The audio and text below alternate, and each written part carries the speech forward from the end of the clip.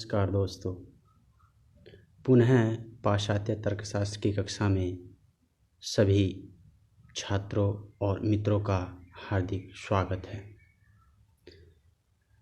पाश्चात्य तर्कशास्त्र के अंतर्गत आज हम चर्चा करेंगे आगमन के घटक, आगमन के आधार, प्रकृति की समरूपता के नियम, कारणता की।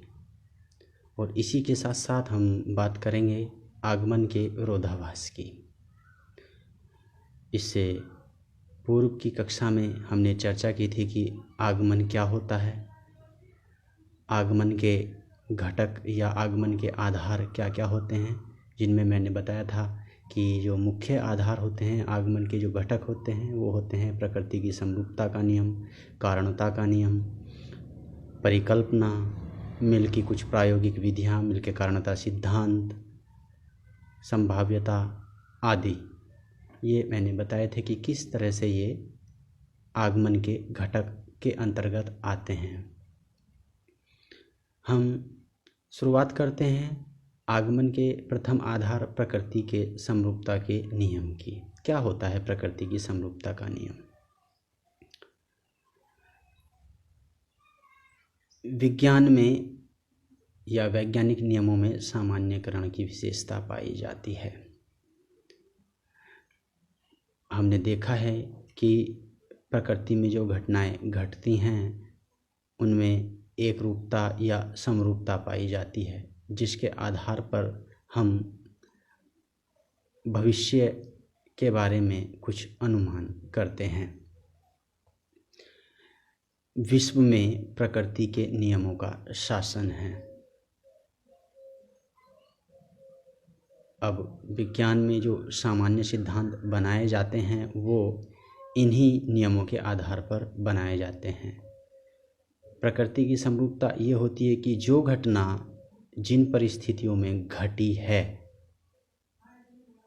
उसी को देखकर, उसको अनुभव कर या उसका निरीक्षण करके अगर वही परिस्थितियाँ, वही समान शर्तें भविष्य में रहेंगी तो वह घटना फिर से घटित होगी। यानी कि भूत की घटना भविष्य में भी समान परिस्थितियों के उपलब्ध होने पर घटती है। यही प्रकृति की एकरूपता का या समरूपता का नियम है। चूँकि प्रकृति में एकरूपता पाई जाती है, समान परिस्थितियों के पुनः उत्पन्न होने पर घटनाओं की पुनरावृत्ति होती है। सभी वैज्ञानिक नियम यही भविष्यवाणी या कथन करते हैं कि वो प्रकृति की घटनाओं का, प्रकृति के नियमों का अध्ययन करते हैं, निरीक्षण करते हैं और भविष्यवाणी करते हैं कि ये परिस्थितियाँ पुनः यदि उपस्थित रहेंगी तो ये किसी भी देश काल और परिस्थिति में पुनः फिर वो घटना की पुनरावृत्ति होगी। तो ये जो प्रकृति की समरूपता के नियम के आधार पर जो वैज्ञानिक नियम बनाए जाते हैं ये बिल्कुल सही सिद्ध होते हैं। तो ये था प्रकृति की समरूपता का नियम, जिसका हम एक उदाहरण भी ले सकते हैं, एक युक्ति भी ले सकते हैं। जैसे पृथ्वी एक ग्रह है, पृथ्वी पर जीवन है। मंगल एक ग्रह है, इसलिए मंगल पर भी जीवन संभव है। यहाँ देखिए, पृथ्वी की तुलना सादृश्य अनुमान के आधार पर की गई है, यानी कि समरूपता के आधार पर की गई, क्योंकि पृथ्वी के समरूप मंगल ग्रह भी दिखता है, यानी कि वह भी एक ग्रह है। समरूपता का मतलब है कि जैसे पृथ्वी ग्रह है वैसे ही मंगल भी एक ग्रह है। चूँकि पृथ्वी पर जीवन है और चूँकि वो ग्रह है और जीवन है तो इसलिए मंगल एक ग्रह है तो उस पर भी जीवन होना चाहिए, इसलिए मंगल पर ग्रह पर भी हम जीवन का अनुमान कर सकते हैं। ये है एक समरूपता का या सादृश्यता का उदाहरण। ये इस प्रकार की युक्ति है जो हम समरूपता के आधार पर हम किसी निष्कर्ष पर पहुंचते हैं। अब हम बात करते हैं कारणता नियम की। कारणता नियम क्या होता है? प्रकृति में या विश्व में जो भी हम देखते हैं कि घटनाओं का कोई ना कोई कारण अवश्य होता है। कोई भी घटना बिना किसी कारण के घटित नहीं होती है, चाहे हमें कारण ज्ञात ही क्यों ना हो। जैसे किसी की आकस्मिक मृत्यु हो जाए तो हम उसको मृत्यु मान लेते हैं, आकस्मिक मान लेते हैं, लेकिन बिना कारण की मृत्यु कभी नहीं होती है, उसका कोई ना कोई कारण अवश्य रहता है। प्रकृति में जितनी भी घटनाएं होती हैं, जितने भी कार्य होते हैं, वो बिना किसी कारण के नहीं होते हैं। यही कारणता का नियम कहलाता है कि प्रकृति की सभी घटनाएं, विश्व की सभी घटनाएं कारण कार्य नियम पर आधारित हैं। हर घटना का कोई ना कोई कारण अवश्य है। इस संबंध में देखा जाए तो 3 सिद्धांत मुख्यतः मिलते हैं। एक तो अरस्तु का सिद्धांत है, दूसरा ह्यूम का सिद्धांत है और तीसरा मिल का सिद्धांत है, जिनको कारणता के अंतर्गत अध्ययन किया जाता है। सबसे पहले हम अरस्तु के कारणता सिद्धांत पर थोड़ी चर्चा कर लेते हैं संक्षेप में। अरस्तु ने सर्वप्रथम 4 कारणों को बताया था।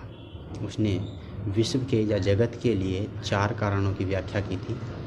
पहला कारण निमित्त कारण, दूसरा कारण उपादान कारण, तीसरा कारण प्रयोजन या लक्ष्य कारण और चौथा आकारिक या स्वरूप कारण।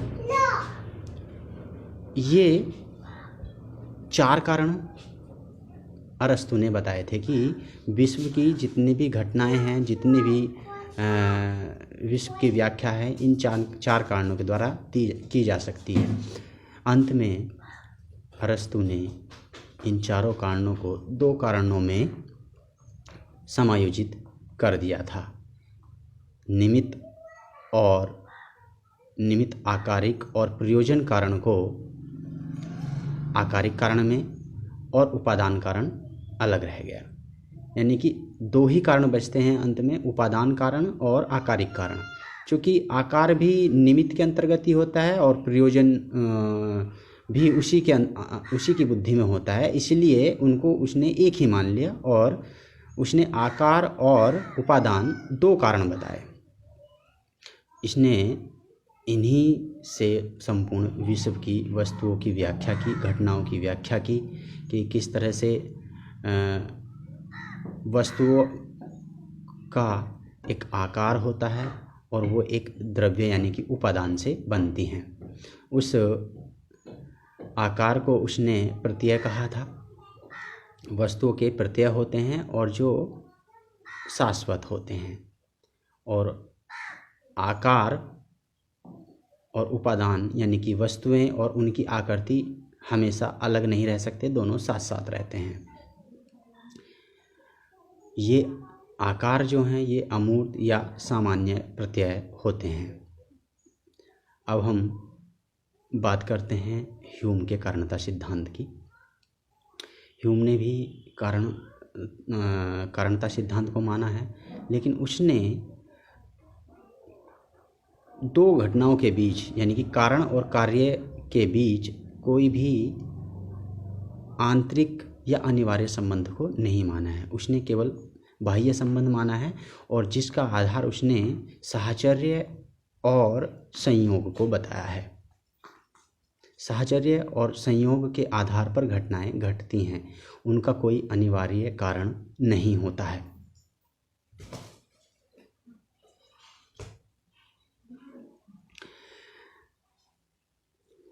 जैसे क्षय कैसे उत्पन्न होता है, कै और खै के बीच में कोई अनिवार्य संबंध नहीं है, केवल एक संयोग संबंध है कि जब हम बार बार घटनाओं को होता हुआ देखते हैं तो हमें एक आदत सी बन जाती है और हम कै के उपस्थित होने पर खै का अनुमान करने लगते हैं।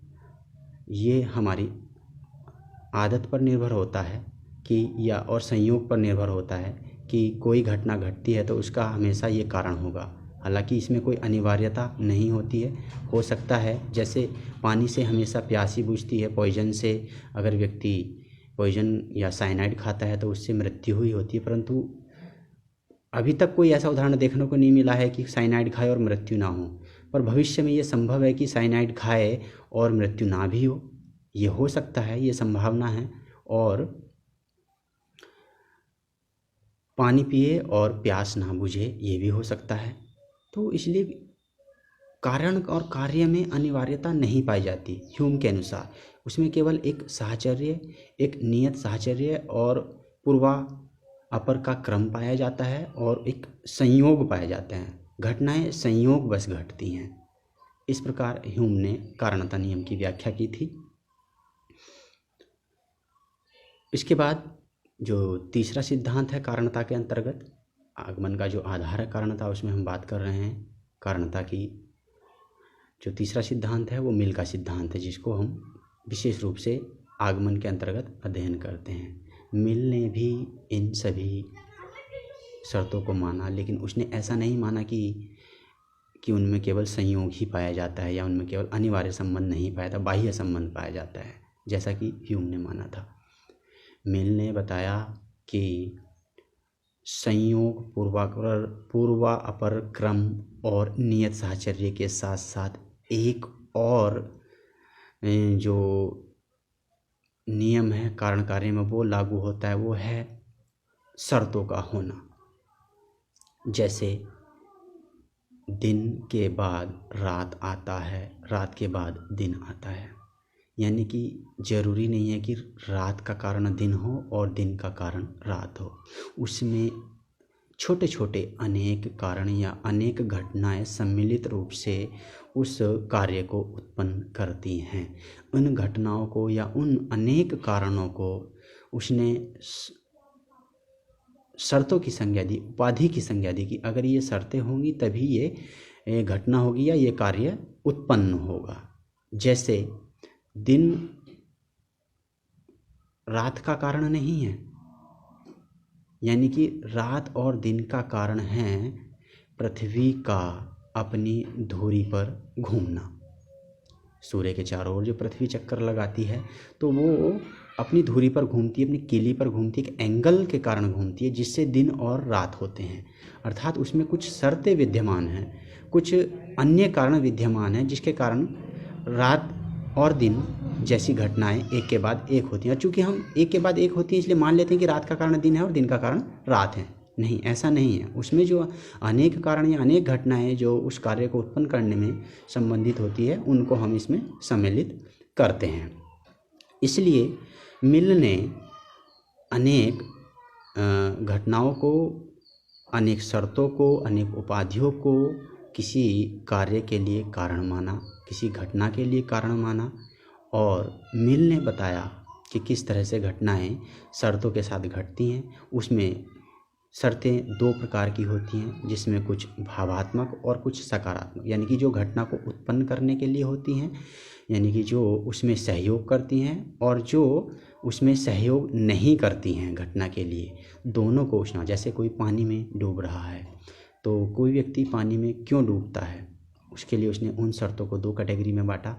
एक तो व्यक्ति के डूबने का कारण क्या रहा नदी में, यदि वह डूबा है तो सबसे पहली बात तो उसमें उसने निषेधात्मक शर्तों को इन्वॉल्व किया, जैसे कि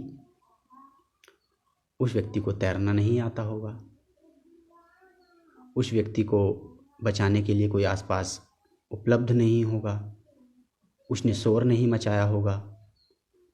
ऐसे अनेक निषेधात्मक शर्तें उसके डूबने के लिए जिम्मेदार हैं। और ऐसी अनेक भावात्मक शर्तें हैं, जैसे कि पानी का बहाव तेज होना, उसका किसी पत्थर से सर टकरा जाना, नदी का अधिक गहरा होना, ये सब भावात्मक शर्तों के अंतर्गत आता है। इस प्रकार मिल ने जो संयोग, नियत साहचर्य, पूर्वापर क्रम के साथ साथ विभिन्न शर्तों, सकारात्मक और नकारात्मक, पॉजिटिव और नेगेटिव को भी किसी घटना के लिए कारण माना है। इसलिए मिल ने उनको अन्वय, व्यतिरेक, यानी कि साथ साथ होने वाली घटनाएं अन्वय कहलाती हैं। व्यतिरेक यानी कि साथ साथ न होने वाली घटनाएं व्यतिरेक कहलाती हैं। यानी कि अन्वय और व्यतिरेक का मतलब होता है साथ साथ घटना या साथ साथ न घटना, यानी कि होना और न होना। इसलिए अन्वय और व्यतिरेक ये मिल की कारणता सिद्धांत में मिल की प्रायोगिक विधियाँ कहलाती हैं। इसलिए मिल का जो आगमन का जो आधार है कारणता, वो बहुत ही ठोस है और प्रकृति के सभी नियम कारण कार्य नियम पर आधारित होते हैं। समरूपता के साथ साथ प्रकृति की सभी घटनाएं कारण कार्य नियम पर आधारित होती हैं और वैज्ञानिक उन कारणों की खोज करके सामान्यीकरण करते हैं, सिद्धांत बनाते हैं, नियम बनाते हैं और भविष्यवाणी करते हैं। अब ये हुए प्रकृति के आगमन के आधार, प्रकृति की समरूपता का नियम और कारणता का नियम। अब हम बात करते हैं आगमन के विरोधाभास की।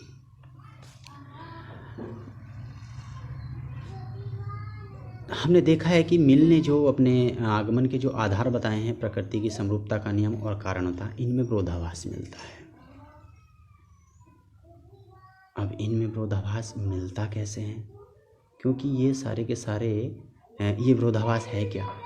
सबसे पहले हम ये जान लेते हैं। हमने आगमन का आधार बताया है प्रकृति की समरूपता या कारणता को, जबकि और उधर हम दूसरी तरफ ये भी कह रहे हैं कि समरूपता का नियम या कारणता के नियम का आधार आगमन है। यानी कि आगमन का आधार हम समरूपता को मान रहे हैं और समरूपता का आधार हम आगमन को मान रहे हैं। यानी कि दोनों को एक दूसरे का आधार मान रहे हैं। यही इसमें विरोधाभास है। अब ये विरोधाभास कैसे है?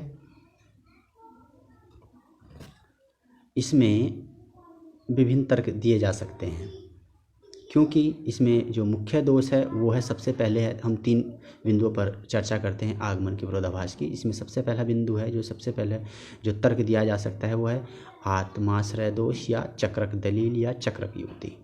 आत्माश्रय दोष क्या है? हमने पहले से ही मान लिया है। आत्माश्रय दोष है कि किसी घटना को या किसी जानकारी को हम पहले से ही मान लेते हैं, यानी कि पूर्व मान्यता पर आधारित।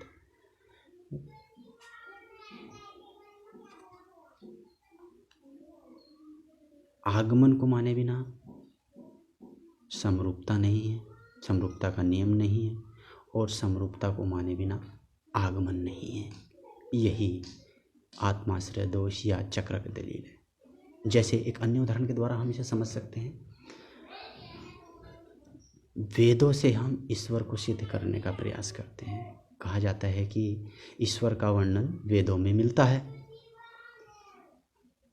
अब वेद क्या है फिर? तो कहते हैं कि वेद ईश्वर की रचना है। यानी कि दोनों एक दूसरे को सिद्ध कर रहे हैं। वेद से हम ईश्वर को सिद्ध कर रहे हैं और ईश्वर से हम वेद को सिद्ध कर रहे हैं। यानी पहले से ही हम चीज़ों को माने बैठे हैं, यानी कि दोनों को एक दूसरे का आधार बता रहे हैं। यही एक विरोधाभास उसमें दिखाई देता है। इसी प्रकार आगमन और समरूपता के नियम में विरोधाभास दिखाई देता है। यही आगमन का विरोधाभास है कि आगमन का आधार प्रकृति की समरूपता का नियम है और प्रकृति की समरूपता के नियम का आधार आगमन है। इसे हम आत्माश्रय दोष या चक्रक दलील कहते हैं। दूसरी युक्ति है कि संभावना निश्चितता का आधार नहीं हो सकती। आगमन से जो निष्कर्ष निकलते हैं वो संभावित होते हैं, और वैज्ञानिक नियम सभी क्या होते हैं? आगमन पर आधारित होते हैं और निश्चित होते हैं, जबकि आगमन तो संभावनाओं पर आधारित होता है और संभावित सत्यता, संभावित निष्कर्ष की बात करता है। तो ये एक विरोधाभास है कि निश्चितता संभावना से कैसे उत्पन्न होती है। यानी कि हम सामान्यीकरण जो करते हैं वो हम विशेष उदाहरणों को लेकर हम सबके लिए कैसे हम पूर्वानुमान या भविष्यवाणी कर सकते हैं, कैसे हम उसमें अनिवार्यता या निश्चितता दिखा सकते हैं, जबकि वो संभावनाओं पर आधारित होता है और विशेष उदाहरणों पर, विशेष दृष्टांतों पर आधारित होता है आगमन। तो आगमन चूँकि संभावित सत्यता ही व्यक्त करता है, और चूँकि वैज्ञानिक नियम आगमन पर आधारित होते हैं और उनमें निश्चितता पाई जाती है, अनिवार्यता पाई जाती है, तो आगमन कैसे वैज्ञानिक नियमों का अर्थात निश्चितता का आधार हो सकता है। यह भी एक विरोधाभास है जो आगमन के अंतर्गत आता है। एक जो तीसरा और अंतिम बिंदु है जो आगमन के विरोधाभास के अंतर्गत आता है, वो है आगमन का जो आधार है वो अनुभव नहीं है। अर्थात हम आगमन का आधार अनुभव को मानते हैं, परंतु हर्बर्ट स्पेंसर एक विकासवादी दार्शनिक हुए हैं। उन्होंने अपनी विकासवादी व्याख्या में बताया है कि प्रकृति की समरूपता का नियम या प्रकृति की समरूपता हमारी पूर्व मान्यता पर आधारित है, यानी कि जन्मजात है, हमारे अंदर पहले से ही है, अनुभव से पहले से ही हमें मिली हुई है।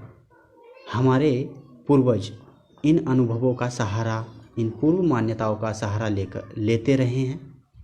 तो फिर हम अनुभव को आगमन का आधार कैसे मान सकते हैं? हर्बर्ट स्पेंसर ने यह सिद्ध किया कि आगमन का आधार अनुभव नहीं हो सकता। ये भी आगमन के विरोधाभास के अंतर्गत आता है। दोस्तों,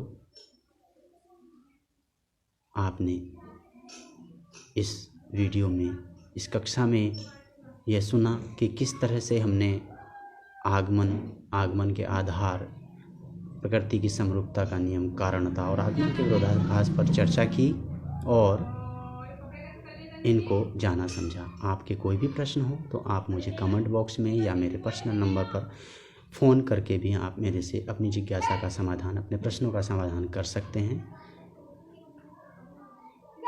आज के लिए बस इतना ही। नमस्कार। जय हिंद, जय भारत।